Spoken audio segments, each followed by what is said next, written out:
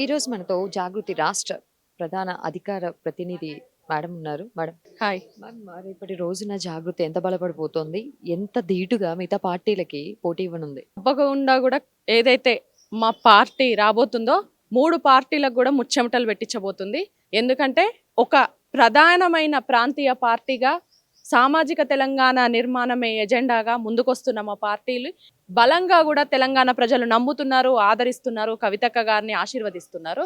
So డెఫినెట్గా కూడా ఇప్పుడు మున్సిపల్ ఎలక్షన్లలో కూడా మా వాళ్ళు ఏదైతే ఆల్ ఇండియా ఫార్వర్డ్ బ్లాక్ నుండి కంటెస్ట్ చేస్తున్నారో తప్పకుండా వాళ్ళు కూడా ఏవైతే 3 పార్టీలు ఉన్నాయో వాళ్ళకి ముచ్చెమటలు పుట్టిస్తున్నారు, ధీటైన పోటీ ఇవ్వబోతున్నారు.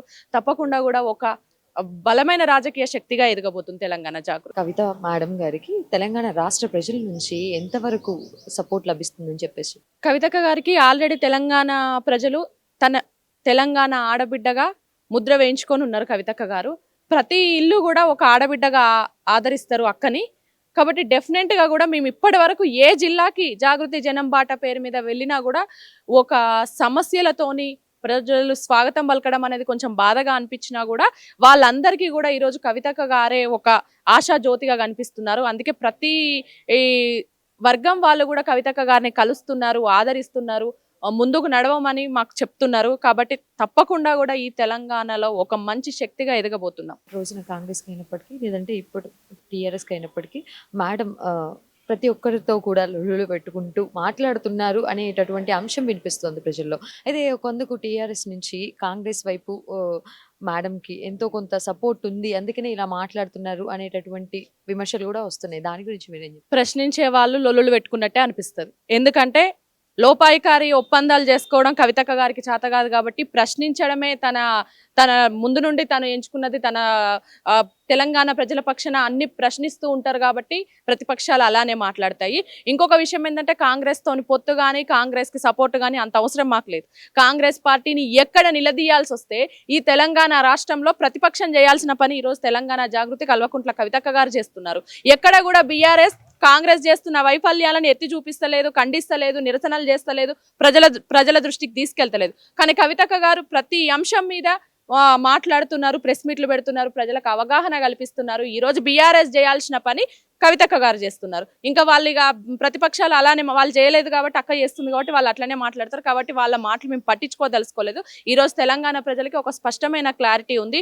ఒక బలమైన ప్రాంతీయ పార్టీగా మేము ఎదగబోతున్నాం. కొంతమేరకు కొన్ని విమర్శలు కూడా వస్తూ ఉన్నాయి. ఇప్పటి వరకు కవితక్క గారు గొంతు ఎందుకు లేపలేదు, అంటే టీఆర్ఎస్లో ఉన్నందువలన లేపలేదా, ఈ రోజు ఎందుకని సొంత వాళ్ళనే ప్రశ్నించడం అనేది జరుగుతుంది? ఇప్పటి వరకు ఏమైంది, ఆ ప్రశ్న తత్వం ఏమైంది అని చెప్పేసి కూడా ప్రశ్నిస్తుంది. ఈ రోజు మీకు తెలుసు ప్రశ్నించడం వల్లనే కదా కవితక్క గారిని పార్టీ నుండి సస్పెండ్ చేసింది. కాబట్టి ఇంటర్నల్ వేదికల మీద చాలా సార్లు ప్రశ్నించిన ప్రతిసారి అక్కను దూరం చేస్తూనే వచ్చిండ్రు.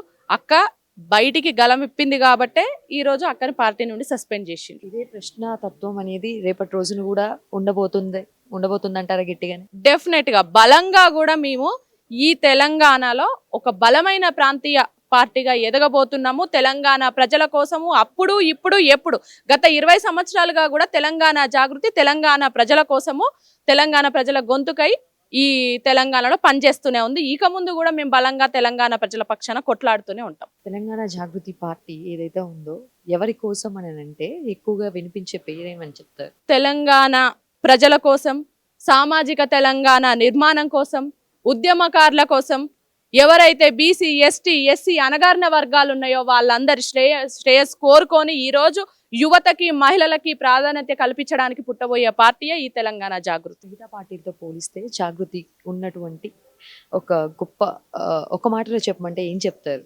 తెలంగాణ జాగృతికి తెలంగాణ ప్రజలతో ఉన్నది పేగుబంధం. ఈ మిగతా 3 పార్టీలకి తెలంగాణ అనేది one of the state.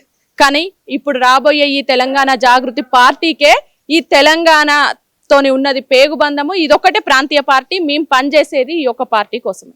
Okay, thank you అండి.